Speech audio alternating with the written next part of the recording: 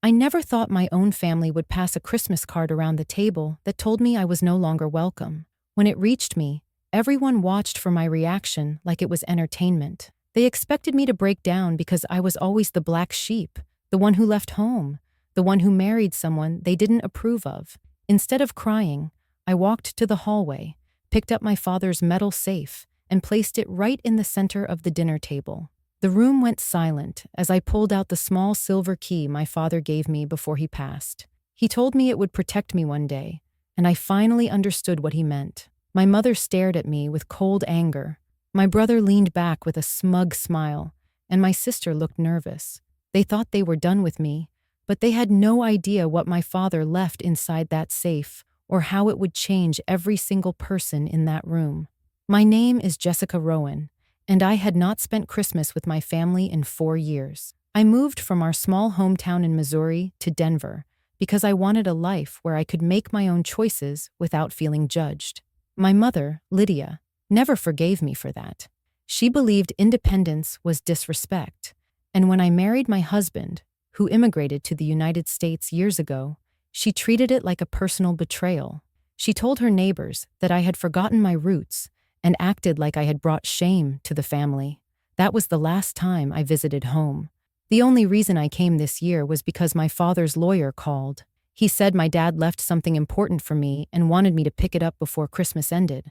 My father, Thomas Rowan, was everything my mother was not. He was gentle, patient, and understanding. He was a veteran who believed people should be judged by their character, not where they came from. He loved my husband like a son, even though my mother refused to meet him. When I arrived at the house, I felt the old tension the second I stepped inside. My mother barely looked at me and said, "At least your husband stayed home." My brother Nathan said he was surprised I could afford a plane ticket. My sister Brielle just stood by the fridge pretending to be busy. Without my father, the house felt different. The decorations were bright, but the atmosphere felt cold, like everyone was following a script, and no one actually cared about being together. Before dinner started, I pulled the silver key from my purse and held it for a moment. My father gave it to me 2 years before he passed. He told me to keep it close because it would protect me when I needed it most. I never knew what he meant until the lawyer handed me the locked safe that morning. He told me, "Your father wanted you to open this only when the time feels right." I did not understand why he worded it like that. But when I saw that Christmas card at the table, everything became clear. My mother passed out the red cards with a smile that did not reach her eyes. She handed one to everyone, then one to me, last. When I opened mine, my stomach tightened. Inside, in large black letters, it said, "You are no longer invited to family events. Please do not return." When I looked up, they were all staring at me. My brother nodded, like he was proud of himself. My sister whispered, "Mom finally said what we all feel." My mother kept eating without a single hint of shame. Something inside me shifted. I stood up, walked to the hallway, grabbed the safe, and placed it on the dining table. The sound it made caused every fork and glass to stop moving. They wanted to push me out of the family, but they had no idea what my father had written before he died. They had no idea how much he saw, how much he understood, or the choice he made after watching them tear me down year after year. If you are enjoying the story so far, subscribe to the channel and comment where you are watching from. The moment the Christmas card told me I was no longer invited to any future family event, something inside me settled into a strange calm. It was the kind of calm that shows up when you finally understand that nothing you could ever do will be enough for people who decided long ago that they do not want to see you succeed. I kept the card in my hand and looked around the table. Every face held a different version of satisfaction. My mother looked proud of herself, as if she had finally cut off something she believed was contaminating her perfect family image. My brother Nathan sat back with his arms crossed and a smirk stretched across his mouth, excited to see the final blow land. My younger sister, Brielle, avoided looking at me but kept whispering to my mother as if she needed permission to breathe. My uncle Avery lifted his glass and took a slow sip, enjoying the chaos he helped create. These people, my own blood, had planned this together and chose Christmas of all days to deliver it. They wanted a reaction, but reacting was the last thing I planned to give them. I placed the card face down on the table. The words burned behind my eyes, not because they hurt, but because they confirmed everything I already knew. My mother said, "Well, I think we should finish dinner without any drama. There is no need to make this uncomfortable." Her voice was steady, practiced, and full of the cold tone she used every time she wanted to pretend she was above everyone else. I took a slow breath and looked directly at her. She did not look away. She wanted me to break. She wanted me to ask why. She wanted me to beg for a spot in a family she believed I had abandoned the moment I married my husband. Instead, I stood up from the table. Nathan said, "Here we go." Brielle whispered, "I knew she would make a scene." My mother lifted her chin with a small smile, ready to enjoy what she thought was another moment of me losing control. I walked past them without saying a word and headed straight to the hallway closet where I had placed the metal safe after arriving that afternoon.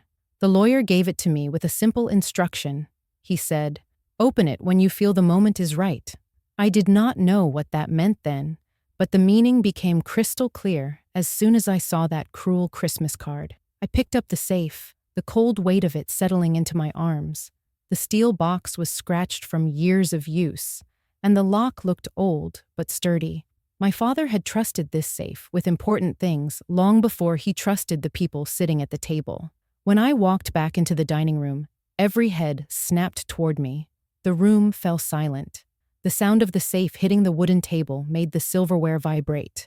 My brother sat forward with disbelief. My mother's smile dropped into a frown. My Uncle Avery muttered, "What do you think you are doing with that?" I pulled the silver key from the pocket of my coat and held it between my fingers.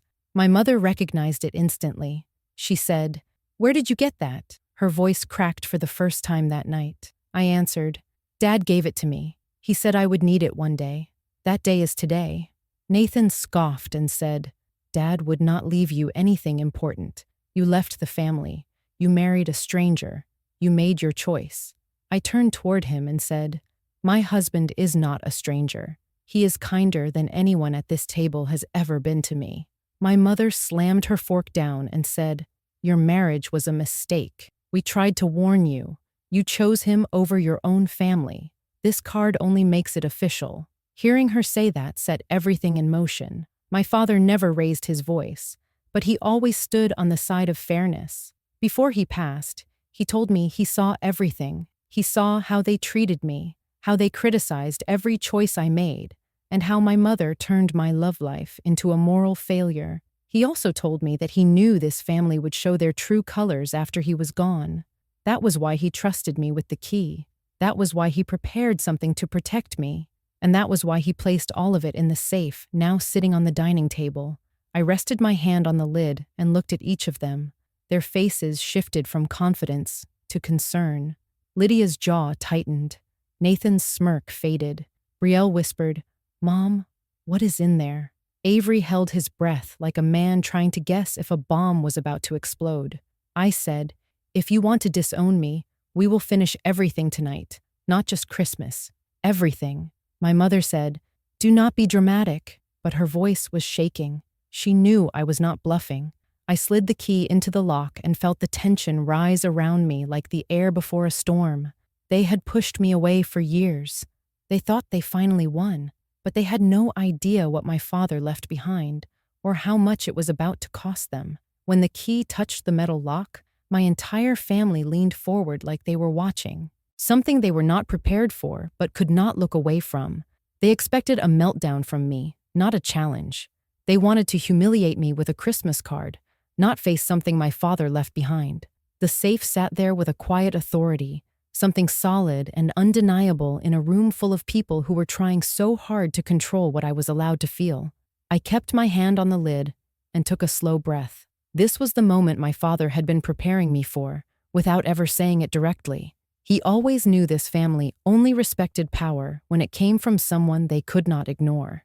Now he was about to speak for me one last time. My mother was the first to break the silence. She said, "Jessica, put that away. Whatever is in there is private. Your father would not want you making a scene with it." Her voice sounded tight, not calm like before. She was nervous, and the fear hiding in her tone told me she knew more than she ever admitted. My brother Nathan pointed at the safe and said, "She is bluffing. Dad never changed anything. She is doing this for attention." But his voice cracked for a moment, like he was trying to convince himself more than anyone else. My sister Brielle kept glancing at my mother as if she needed instructions on how to react. My uncle Avery, who had been enjoying the drama all night, suddenly looked serious. He focused on the safe like he expected money or documents that could affect him. I said, "Dad left this for me. He wanted me to open it when the family showed their real faces. Tonight seems like the perfect time." My mother snapped, "Your father loved this family. He would not leave anything that goes against our wishes." Hearing her say that almost made me laugh. My father may have been gentle, but he was not blind.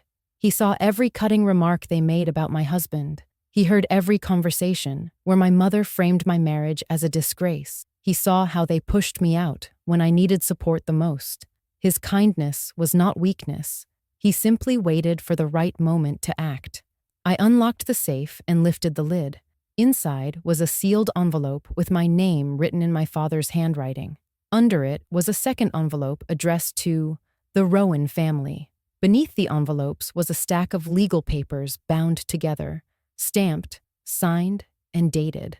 Brielle whispered, "Mom, I thought the will was done years ago."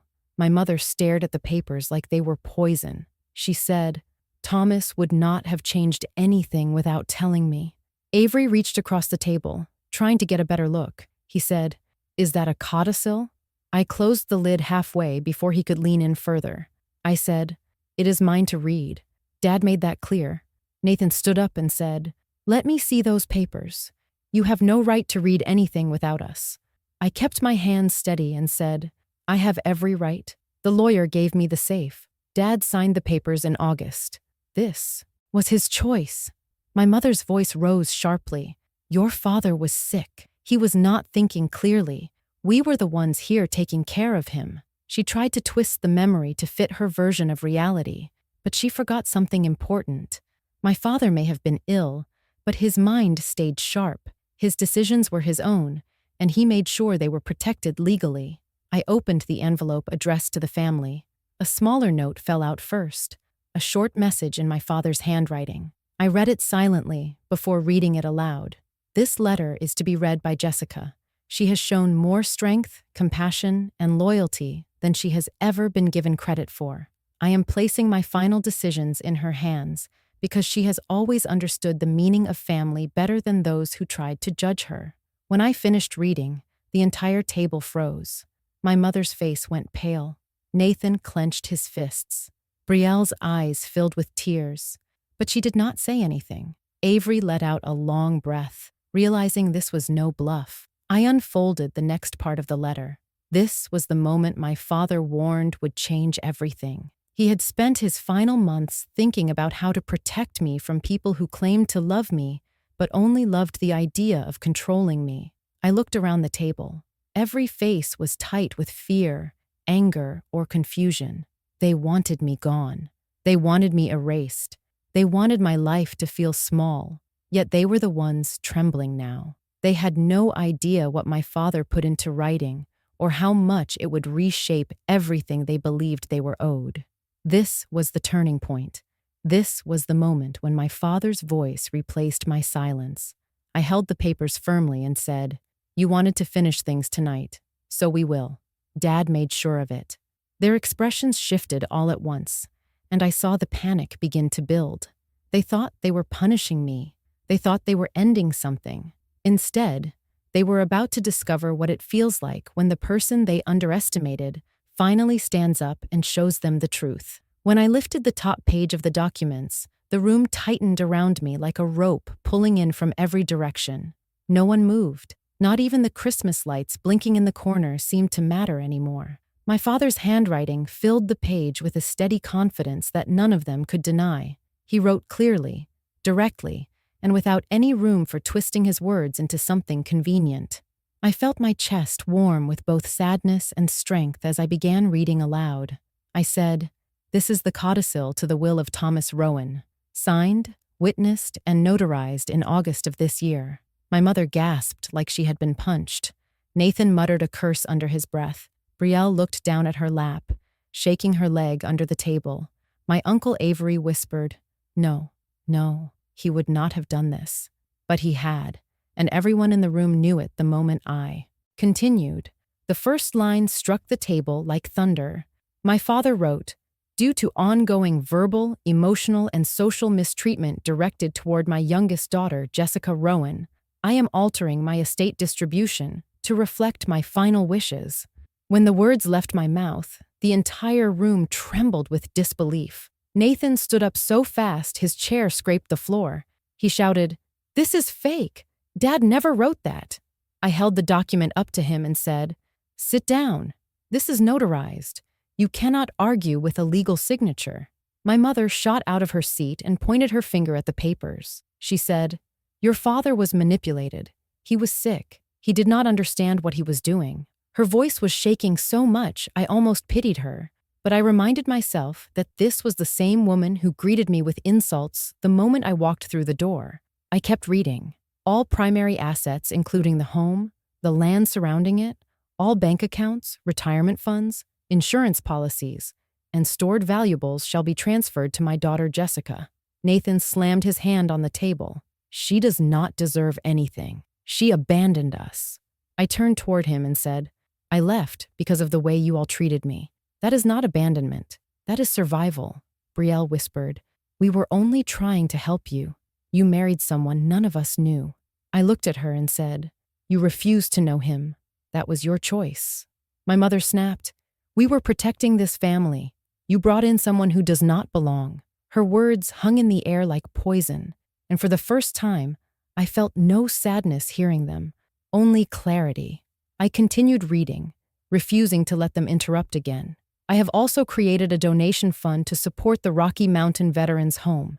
This donation will be funded from assets I set aside during my final year. Jessica will manage the distribution and ensure the funds are used with respect.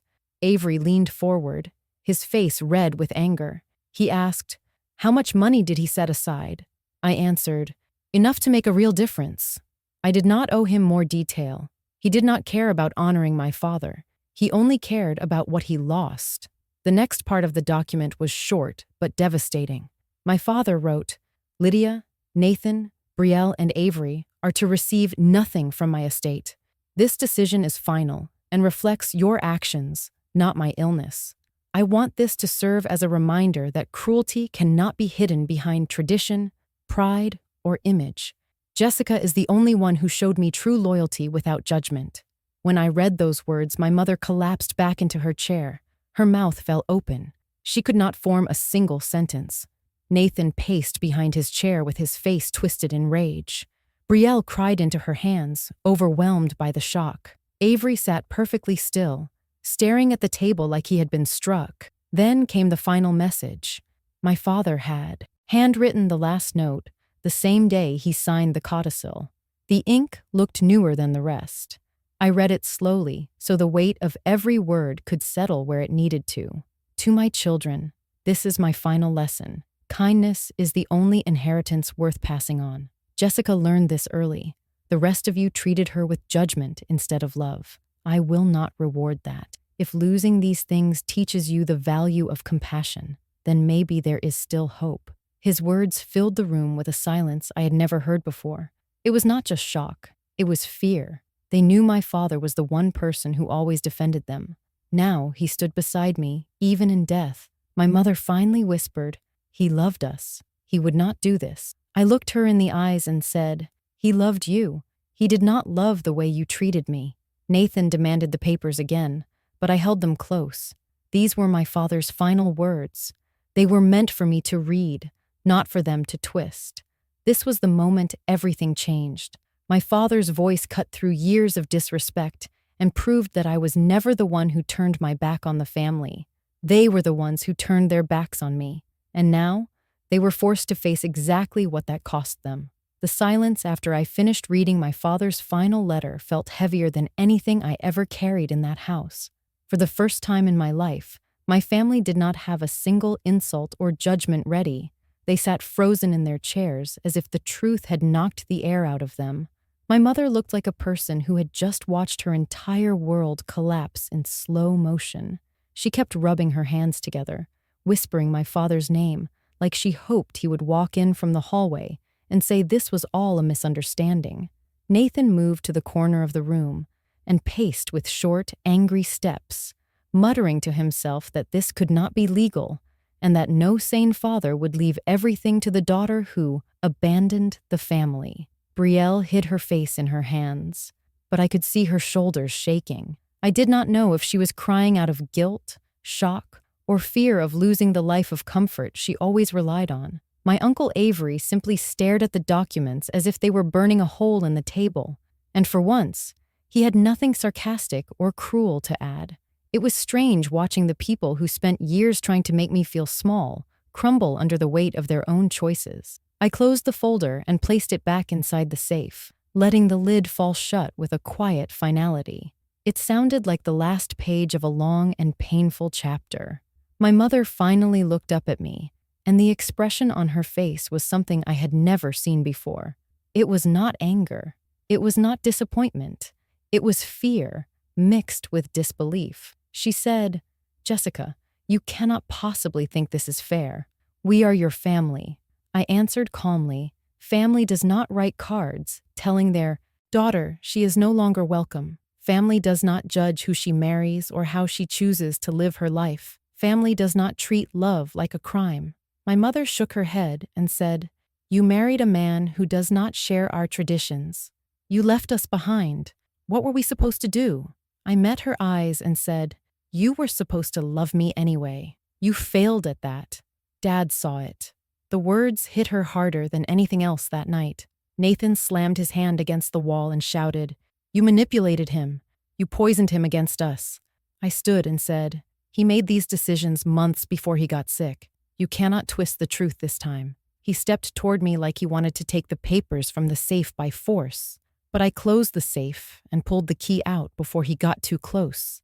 The anger in his eyes made it clear that he was hurt, not because he loved our father deeply, but because he expected to inherit the most. He expected the house, the land, the money. He expected to be rewarded for simply existing. That expectation had been ripped from his hands, and he could not stand to see it given to me, the sister he believed did not deserve anything. Brielle wiped her face and whispered, "I did not want it to be this way. I only followed Mom because she always said you were difficult. I never knew she was wrong." Her voice trembled with something that sounded like regret. But regret only means something when it comes before the damage is done. I told her, "You had years to speak up. You chose silence. Silence is not kindness." My mother tried to defend her again, but I raised my hand and said, "Do not protect her now. You taught her that love is conditional." My mother's eyes filled with tears, but she still could not admit she was wrong. Pride held her hostage until the very end. I stood up and said, "Dad wanted this safe opened in front of all of you so you would finally hear the truth. You spent years judging me for who I loved and how I lived. I am done carrying that weight." I lifted the safe into my arms and walked toward the hallway. Every step felt lighter, like I was finally walking out of a cage I had lived in since childhood. When I reached the doorway, my mother stood up and said, "Jessica, please do not leave like this. We are still a family." I turned around and said, "We were a family when Dad was alive. After he passed, you turned me into an outsider. The only person who treated me like a daughter was the one you all ignored." She covered her mouth as if the truth was too painful to hear. I walked out of the house without looking back. The cold night air hit my face and felt cleaner than anything inside that dining room. I placed the safe on the passenger seat of my car and sat behind the wheel with my hands shaking, not from fear, but from relief. For the first time, I did not doubt myself. I did not question my worth. My father's words had given me something that years of insults could never take away. He saw me. He understood me. He trusted me. And he made sure I would never have to beg for love from people who only knew how to withhold it. I spent the next morning at the Rocky Mountain Veterans Home, delivering the first portion of the donation my father had arranged. The staff told me how much my father meant to the community, and I felt proud to honor him exactly the way he wanted. Later that week, I returned to my own home in Denver, to my husband who welcomed me with warmth that felt like real family. I told him everything, and he held me like he knew this moment would come someday. Standing in my own kitchen, far from the drama and coldness of my childhood home, I finally understood that being the black sheep never meant being wrong. It meant being brave enough to walk away from people who refused to grow. My father gave me more than an inheritance. He gave me freedom, and that was the greatest gift he could have ever left behind. If you are still here, make sure to subscribe to the channel and comment where you are watching from.